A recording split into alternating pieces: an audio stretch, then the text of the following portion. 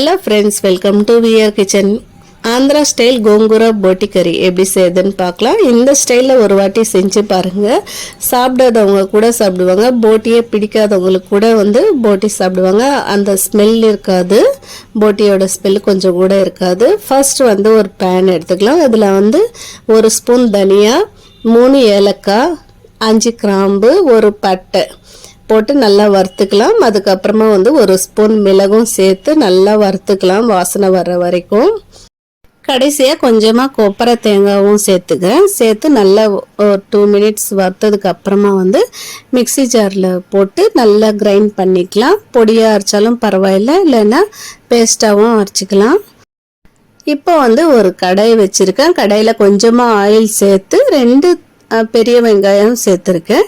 இல்லைன்னா சின்ன வெங்காயம் ஒரு 20 கிட்ட சேர்த்துக்கலாம். நான் இன்னைக்கு பெரிய வெங்காயமே சேர்த்துருக்கேன். நெக்ஸ்ட் பெரிய வெங்காயம் கொஞ்சம் நல்லா ப்ரௌனிஷாக ஆனதுக்கப்புறமா பச்சை மிளகாயை சேர்த்துக்கலாம். 3 பச்சை மிளகாயை கட் பண்ணி சேர்த்துருக்கேன். இதுவும் நல்லா வறுத்துக்கலாம். இப்போ வெங்காயம் நல்ல ப்ரௌனிஷாக கலர் மாறிடுச்சு. இப்போ 3 தக்காளி சேர்த்துக்கிறேன். இது சின்ன சைஸ் தக்காளியாக தான் சேர்த்துருக்கேன். சேர்த்து நல்லா தக்காளியும் வதங்கினதுக்கு அப்புறமா இஞ்சி பூண்டு பேஸ்ட்டு 1.5 ஸ்பூன் வரைக்கும் சேர்த்துக்கிறேன். சேர்த்து நல்லா மிக்ஸ் பண்ணிவிட்டு கொஞ்சமாக தண்ணி சேர்த்துக்கோங்க, இல்லைன்னா அடி பிடிச்சிரும். வெங்காயம் தக்காளி எல்லாமே வதங்கினதுக்கு அப்புறமா நல்லா சுடு தண்ணியில் கழுவிட்டு அதுக்கப்புறமா குக்கரில் மஞ்சள் தூள் உப்பு சேர்த்து வேக வச்ச போட்டியை சேர்த்துக்கிறேன். சேர்த்து நல்லா ஒரு வாட்டி கிளறிக்கோங்க. அந்த ஆயில் எல்லாம் போட்டியில் படட்டும். நெக்ஸ்ட்டு மிளகாத்தூள், தேவையான அளவு மிளகாத்தூள் சேர்த்துருக்கேன். நான் 1.5 ஸ்பூன் கிட்ட சேர்த்துருக்கேன். இந்த பெரிய ஸ்பூனாக இருக்குது, அதனால 1.5 ஸ்பூன் சேர்த்துருக்கேன். அதுக்கப்புறமா காஷ்மீரி சில்லி பவுடர் 1 ஸ்பூன் சேர்த்துருக்கு. அதுக்கப்புறமா மஞ்சள் தூளும் சேர்த்து நல்லா ஒரு வாட்டி அந்த மசாலா எல்லாமே அந்த போட்டியில் படுற மாதிரி கிளறிக்கோங்க. அந்த மிளகாய் தூளோட பச்சை வாசனை போனதுக்கு அப்புறமா புளிச்சக்கீரையை நான் ஆல்ரெடி வேக வச்சிருக்கேன். அதை ஒரு 1.5 ஸ்பூன் கிட்ட சேர்த்துருக்கேன்.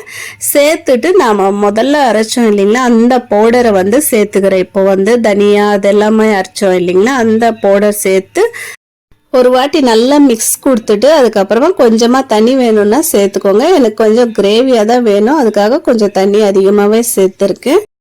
இப்போ ஒரு 10 நிமிஷம் மூடி போட்டு வேக வச்சுக்கலாம். நல்லா மசாலா எல்லாமே வெந்துட்டு அந்த ஆயில் மிதந்து வரும். வந்ததுக்கு அப்புறமா ஸ்டவ் ஆஃப் பண்ணிக்கலாம். இப்போ நம்ம கோங்கூரா போட்டி கறி ரெடி ஆயிடுச்சு. கடைசியாக கொத்தமல்லி தூவி இறக்கிடலாம். அவ்வளோதாங்க. இந்த வீடியோ உங்களுக்கு பிடிச்சிருந்தா லைக் கொடுத்து சப்ஸ்கிரைப் பண்ணிக்கோங்க. நம்ம சேனலை சப்போர்ட் பண்ணுங்கள். தேங்க்ஸ் ஃபார் வாட்சிங்.